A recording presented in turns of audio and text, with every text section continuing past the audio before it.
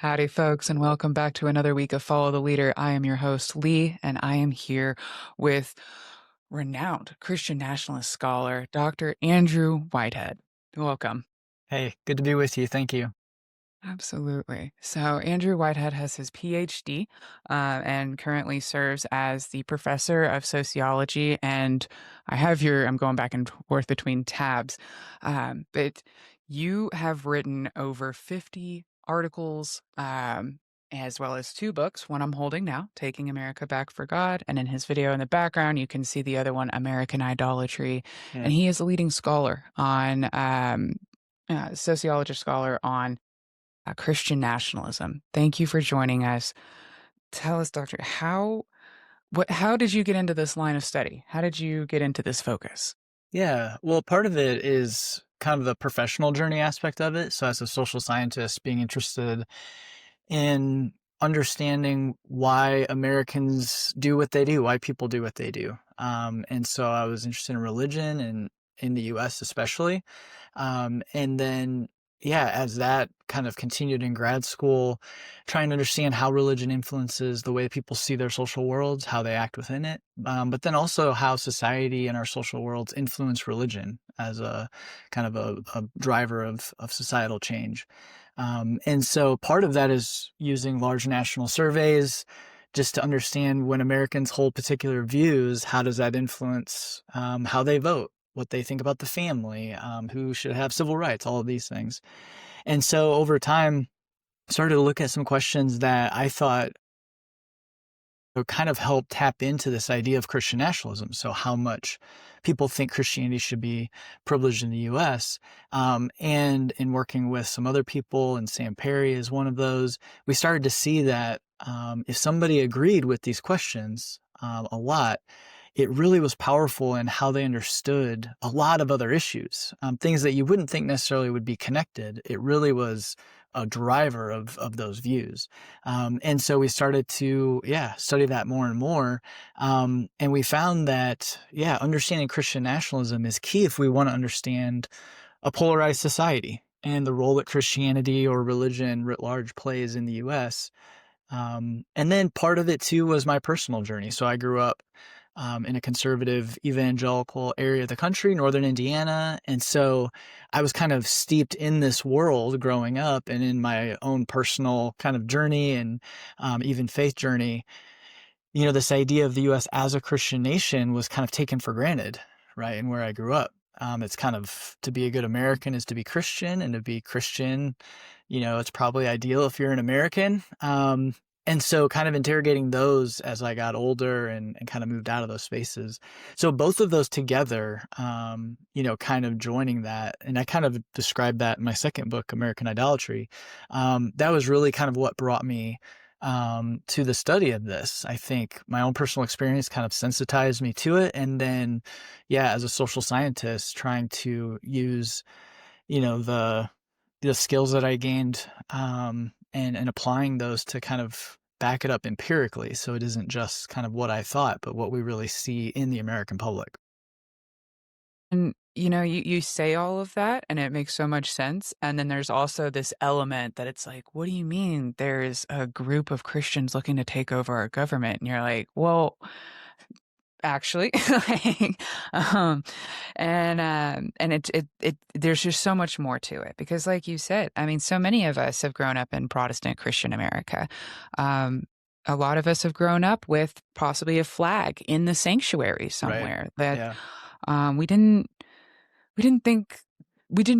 So this idea of Christian nationalist almost comes off as like, well, what do you mean? I Hmm. love my country and Jesus. Why is that bad? Yeah. Tell me what is that difference? How do you make the jump from patriotism and someone who simply loves their faith to Christian nationalist? Yeah, no, that's a wonderful question and really important one too, right? And I think it's super important in this time because we start to see those who would like to kind of take Christian nationalism, that ideology, and really push it to the forefront, reacting to some of our work and trying to redefine it. And so they'll say exactly that. Well, hey, Christian nationalism, all it means is that you love your country, you're patriotic, and you love Jesus. And they're like, so don't be afraid of it. It's not a big deal because that's all it means. So Josh Hawley has said that, Marjorie Taylor Greene has said that, and others. And so, yeah, it's really important to understand exactly what we are talking about. So, with Christian nationalism, and this is kind of the empirically supported definition, right? So, it isn't just made up, but as we survey the American public using lots of different surveys over a lot of years, Christian nationalism is the desire to privilege a very particular expression of Christianity in American civic life and to use the government at all its levels to defend that particular expression of Christianity as ideal, right? And so it helps define our national identity. It helps define who ideal citizens are, who should have access to civil rights and social benefits, or the easiest access. And so the key part of that definition is a particular expression of Christianity, because it really is not all expressions of Christianity, because anybody that is grown up Christian, or if even in the US, I mean, you can, go out into any kind of city or suburb, you're going to see a lot of different types of Christianity, buildings and all of those things. But this is a very particular type. And so it isn't just loving your country and loving Jesus. It isn't just being a Christian and even voting for values and drawing upon your faith to do that. That isn't Christian nationalism either.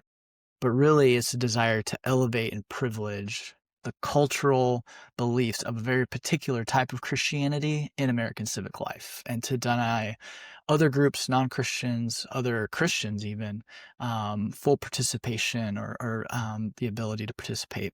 And so the way that I like to talk about it too is with Christian nationalism and that particular expression of Christianity. It isn't just the historic expression as we understand Christianity, like Jesus is the Son of God and there's a Trinity and all these things, but there's this cultural baggage that comes with it. So when people are like, we want to make America more Christian, there's a lot going on in that Christian, right? That is unsaid but understood. And so we can unpack that as some of the stuff that you're examining too, and your work draws that out. But that's exactly what we're talking about with Christian nationalism. That particular expression of Christianity and the cultural baggage that comes with it, that's what makes this country what it is, what it should be, and we need to defend it. And that's a great point, is that it's a particular expression, because we are seeing some confusing alliances, if you Hmm. will. Like, we are seeing some Catholic Christian nationalists, Right. pairing with Protestant evangelical, historically have not gotten along. So it's interesting that there is some overlap, while if they continue on their Hmm. journey, they're eventually going to battle it out with one another. And Hmm. it's it's interesting that people form, or groups form, alliances and allegiances, until not. But that's a good point, though. Can you talk about the theology that you're Hmm. seeing in your surveys with Christian nationalists? Yeah, and this is another important point too. Is when we survey the American public, a lot of times the different theological aspects that you might think are really strong or really pushing them actually fall kind of behind, like they're kind of hidden, or it's kind of messy. So, for instance, one thing we could talk about is the idea of the second coming or rapture, right? And so for those that maybe grew up Christian or have some knowledge of it, this idea of a post millennialism or a pre-millennialism, right? So is it something where God or Jesus is going to come back and take Christians with them and kind of rescue them from the world, kind of a premillennial idea, or postmillennial, that Christians need to be working to make the world as it should be, to then that when that happens, God will come back. And when we survey the American public, a lot of folks really are across the spectrum on that. Like, there isn't any particular view that they hold. Kind of tend to be more premillennialists, probably because the Left Behind series was so powerful and like everybody just kind of thinks that's the way it should be. But when we look at writers that were really influential early on, like Rushduni, he was postmillennial, right? And so the theology isn't as important. So when we're talking about Christian nationalism, the theology goes about as deep as we're Christian and whatever that might mean. And so Jesus, God, Trinity, Holy Spirit, kind of those basic things. But what's really important in the true drivers are those cultural aspects of Christianity that have been kind of intertwined, or what I like to call cultural baggage that comes along with it. So some of this is, this idea of a comfort with authoritarian social control, right? That the world is chaotic and we need strong rules and strong rulers to come in and enforce order. This idea that society should be structured according to a traditionalist social hierarchy where men lead, women support, marriages for men and women, they should have babies and preferably a lot of them. And anything that kind of takes us away from that should be pushed to the wayside.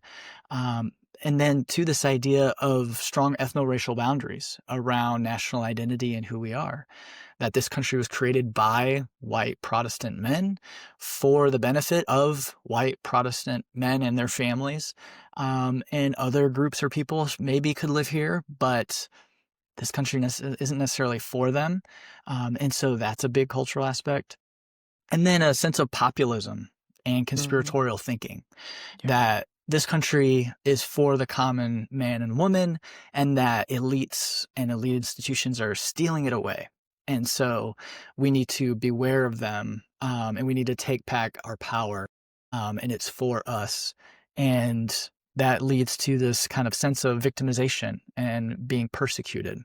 And that opens people up to much more conspiratorial thinking that this is being taken away. And then more recently, too, some of the work we're doing is highlighting how this kind of neoliberal capitalist ideal is intimately intertwined in that as well. And we're still kind of exploring that, but social class is a big part of it too. So when we're thinking about the influence of Christian nationalism, it does kind of highlight these historic Christian beliefs, but really at a very surface level. What really matters is that cultural aspect that gets brought along with it, that people just understand. So when they say take America back for God, right, they have a very particular understanding of, okay, what does that mean? Right? It's white men, women, their families have the easiest access to all sorts of civil society benefits, and anybody else outside of that, really, this country isn't for them. And I'm glad you've made a lot of great points in that. Because as I was reading a lot of our early government documents, as they were writing our Constitution, our First Amendment, First Amendment, the Establishment Clause, there are letters exchanged where people of faith were very much on board with, like, no, we don't want a Christian nation. We just came from England. We know what that's like. Yeah. Um, but interesting, I see a lot, and I see it. I recently have been researching Pete Hegseth in his book, and he talks a lot about Exodus. And there was Exodus mentioning at the American Revolution. Mhm. So there is this like Exodus component to it, this Old Testament. How does that play into the relationship with Christian nationalists and Israel? Yeah. I mean, that's a big question too to think through, because what we find even in that first book and even since then with different studies is that for Americans who strongly embrace Christian nationalism, there is kind of this dichotomy between how they view the nation of Israel and then how they view Jewish people or even Jewish Americans, right? So if we ask them, if, and we show this in the book, if we ask them if they fear certain groups, and we talk about atheists or Muslims, um, people who strongly embrace Christian nationalism are more likely to say that, Jewish people, want to harm me, even physically, or that they hold values or morals that are different than mine. So they have this kind of negative view of Jewish people. But if you talk about the nation of Israel, they have this very high view of it, that we need to be on the side of this nation. And a lot of that has to do with their views towards the end times, that God is on the nation of Israel's side. And so America also needs to be on the nation of Israel's side if it wants to stay on God's good side. And so they kind of view Jewish people and the nation of Israel almost separately. So one pastor in Texas He's the lead pastor of First Baptist. And, he would talk about how we need to defend Israel. We need to be on its side. It's so important. But then he would also say that Judaism isn't a true religion, right? People that follow that are not going to heaven. And so we see this dichotomy. But I think too, with your thoughts, it's just a part of kind of religion, especially Christianity in the US, just drawing on these narratives of the Christian Bible, the Old Testament as Christians understand it, to kind of, to create this narrative of what the United States is. And really those folks were doing that on some of the first ships coming over here already. They were really drawing on that and kind of highlighting how the power of religion, right? And drawing these strong social boundaries to show who we are and what we're all about. Yeah. And that is a great point. The Puritans did not come to have a religiously free society. They did Like not. Yeah. I have a lecture series that I do around Montana libraries where I do Scottish witch hunts, and I look at how religion played a role in the Scottish witch hunts, and Yeah. and so I'm like, they're all connected to the Salem witch trials, and so. But Yeah. Yeah. it's like you said, these were they had a vision, and it was defeated at the time of the Declaration and Constitution. They wanted a secular government. So when you research this Christian nationalism, Hmm. um, this phrase might be new, but the themes aren't. When can you point to where Christian nationalism was kind of coined and that word? Yeah. So I think, um, in the more recent in the last 20 years or so, there were some journalists writing about Christian nationalism in the 20s, the 2000s, when George W. Bush was in office. Michelle Goldberg has a great book that came out, I think, in '04, '05, where she uses that term and she's kind of just exploring, among these groups. And so it isn't a term that, that we just made up out of thin air, but others have used it.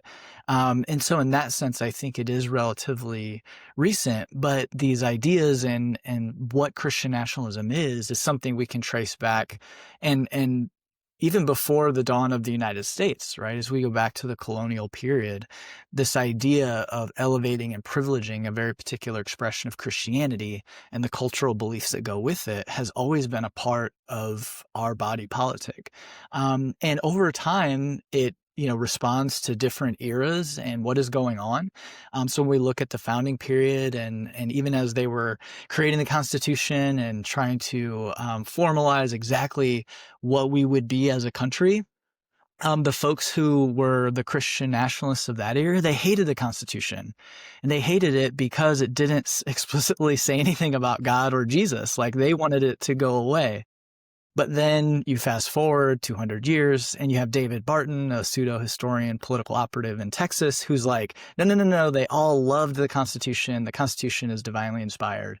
So it's ironic, right, of how that would be. But those same ideals, right, the motivation that this is a particular country for a particular type of people, and those people are us, and these are the boundary lines. That's always been a part of it. And so, as you look through the Civil War era, as you look through the New Deal in the early 20th century, or the Red Scare in the middle of the 20th century, through the civil rights and gender revolution of the 60s, and then the 70s with the rise of moral majority, you see Christian nationalism in those spaces, responding to what's going on around it, but ultimately at every moment, giving this strong idea of this is who we are, this is what we're all about, and these are the cultural beliefs and values that we think have to be elevated in order for the us, the we, to be, at the forefront of who this country is and what it's all about. You bring up David Barton, and I want to pause on that for just a second because in my master's thesis on Christian nationalism in U.S. military chaplaincy, I talk about him because a lot of his quote alternative American history is really pushed at military academies. He is also I need to go.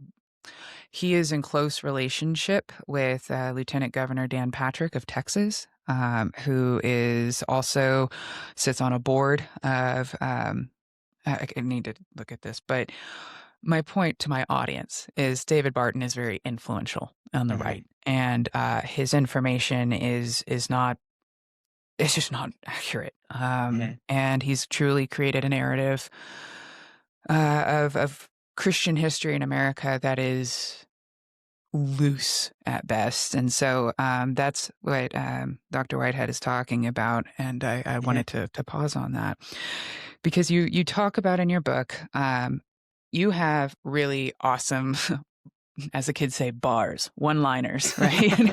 um, Funny. Political idolatry dressed as religious orthodoxy. That's what Hmm. this is. Because, like you said, it's not a deep theology. We're not getting into it's not as deep as Catholicism or something that has a whole uh, indoctrination and formality. Um, so this political idolatry, how how is Donald Trump seen as this Christian hero? Yeah. Tell me about that narrative. Yeah, definitely. I think in many ways, Donald Trump is the natural continuation, really endpoint of the kind of modern expression of Christian nationalism, as we would see that really arose in the 70s in response to the civil rights movement, the gender and sexual revolutions of the 60s. So the rise of the moral majority, essentially. As we see that taking place, they really kind of set aside this idea of religion or Christianity is best practice individually or with your faith community, but now we need to be active and we need to do something about what we see taking place around us. So Jerry Falwell is a key leader in that moment, in that time. And he has a really interesting, obviously, history up until the present moment through his kids and Liberty University. But when Martin Luther King Jr. was preaching and teaching, leading the civil rights movement in the 60s, Falwell has a quote where he essentially is saying, hey, pastors and preachers should not be out there trying to make political change, right? We're about saving souls and that's it. But then about 10 years later in the 70s, he completely flips and he's saying, basically, we have three things we need to do: get people saved, get them baptized, and then get them registered to vote. Right. And so it becomes we need to have close contact with political movements and systems, and especially the Republican Party. And so it really became this idea of, faith really having to have a role in politics. And that's a key part of what it means to be Christian and creating that theology. And so with that comes this idea of what is it going to take to get the job done? Right. And who is going to do that? And so as Reagan came on the scene, they throw their weight behind him, and he obviously wins in 1980 against a lifelong Southern Baptist Christian of Jimmy Carter, who wasn't quote unquote Christian enough for this group, right? Because again, it isn't about actually embodying the values of Jesus or anything like that, but are you going to put at the forefront the political views and values that we think are so important? And that's what it is to be a true Christian leader. But then, through Reagan's presidency, they're actually kind of upset that he didn't get enough done. And then Mhm. first Bush, same. George W. Bush too, right? After a couple of years, they're like, what are we doing here? Like, we're not getting enough done.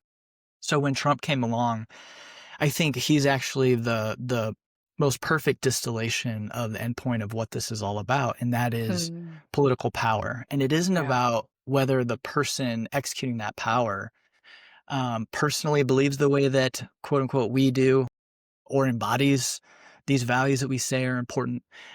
But do they give us access to the levers of power that we want to enact the political and social changes that we want, that we say this is all about what it means to be Christian. And so that cultural baggage aspect that I talked about a second ago of authoritarian social control, they have this view of God wants society to design in a particular way, but chaos is tearing it apart. And so we need a strong ruler to come in and enact that order. And they see that as Donald Trump. And so it really has nothing to do with who he is as a person. Obviously, he has no clue what, really even a surface level of Christianity is, but that's fine. That doesn't matter. So you have, different leaders in the movement saying, hey, we're not electing a pastor in chief, right? Or sometimes we want somebody to punch the bully in the mouth, as Tony Perkins said, Family Research Council. So they just want a person that will allow them to do what they want to do. And Donald Trump is that. And I'm glad you make that distinction. He's not the pastor in president, because there is a difference between theocracy and theonomy, which is what some of these laws that you're talking about that they're looking to address. They're not looking to make Donald Trump the bishop, the head of the church. Um, but there are theonomical reasons that we should be concerned about this Mm, rise to power. mhm.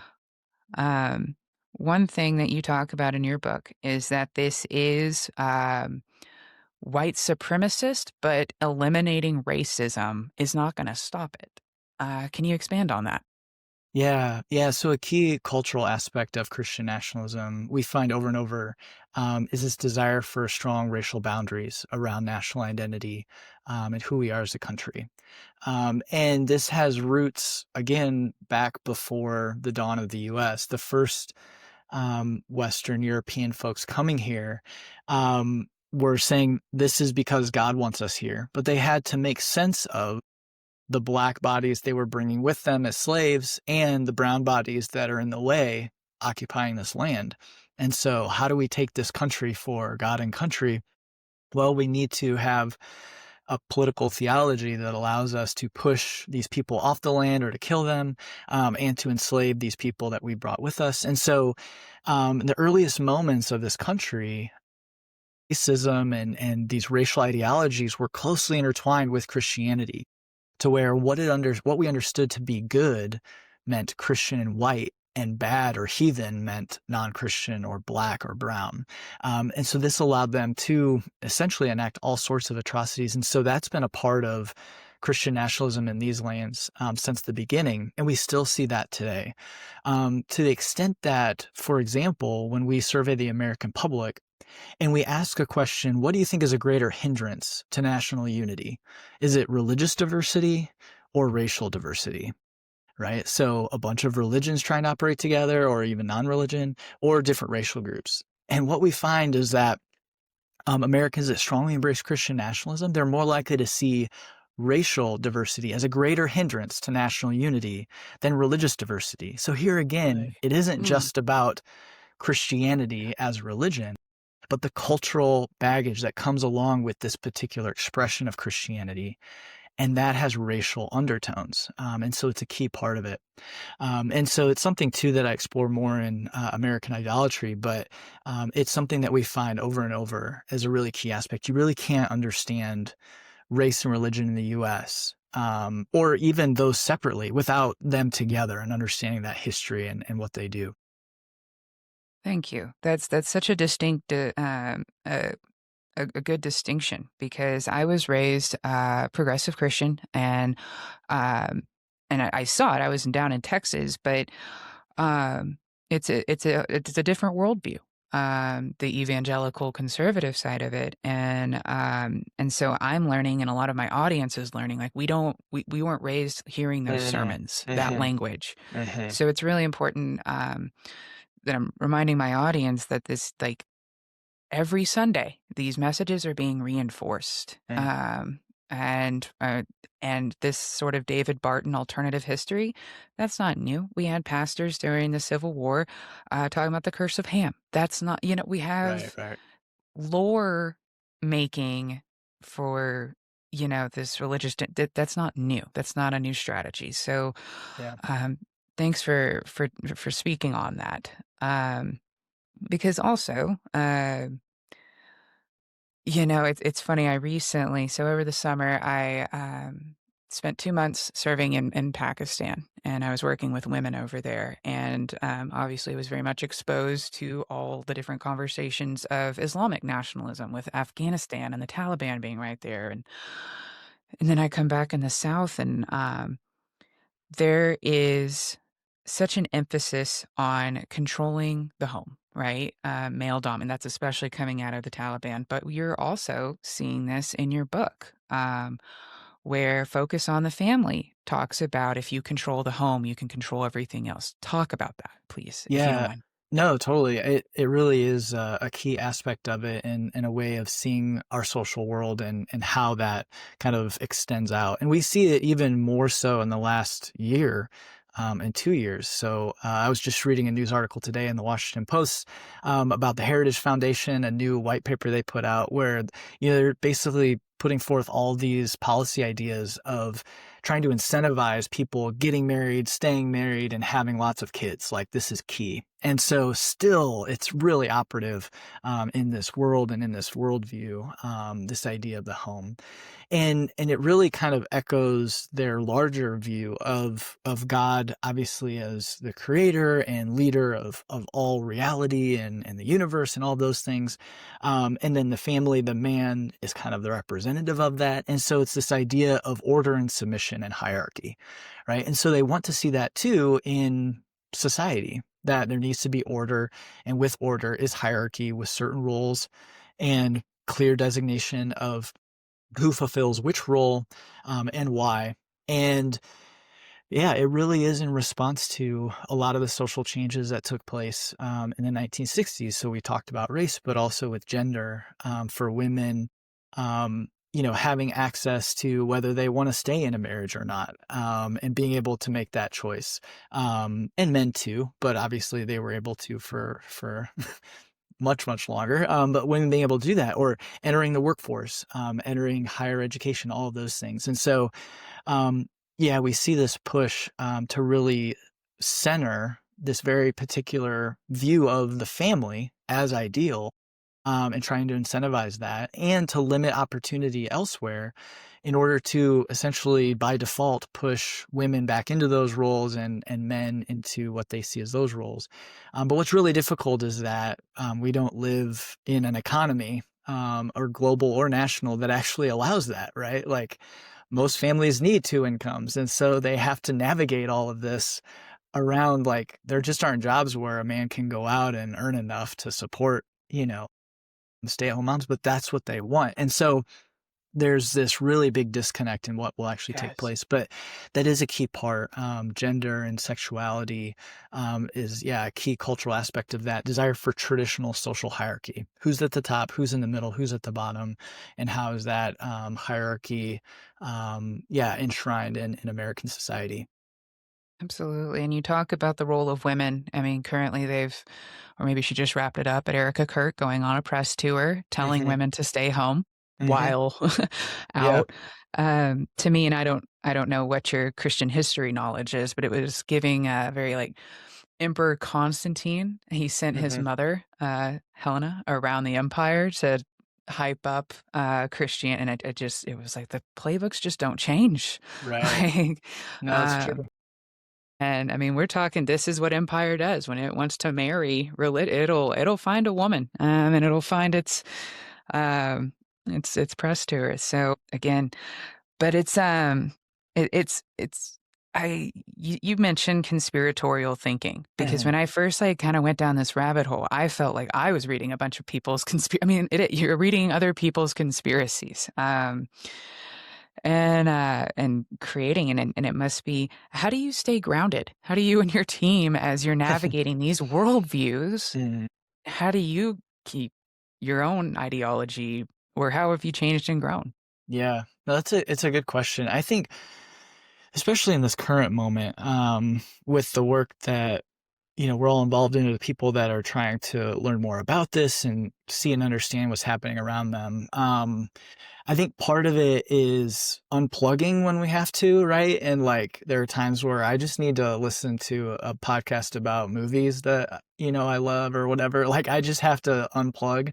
But then I think too, another key part is when I'm in the work, recognizing and understanding that um there are certain things that I'm good at and that I'm here to do, right? So it is kind of the social science aspect and communicating that broadly, but I can't do everything for everyone or be a part of every push, right? But we have other folks like you that are helping to bring it to a broader audience, through those skill sets. And there are, pastors and clergy that are in congregations doing that. We have secular folks that are engaged in the defense of, separation of church and state that, we can support and partner with. So knowing that, again, I'm not alone and that I can do what's in front of me and what I can do in the moment. And that is all that is really required of me. I don't have to do everything. I try to remind myself of that.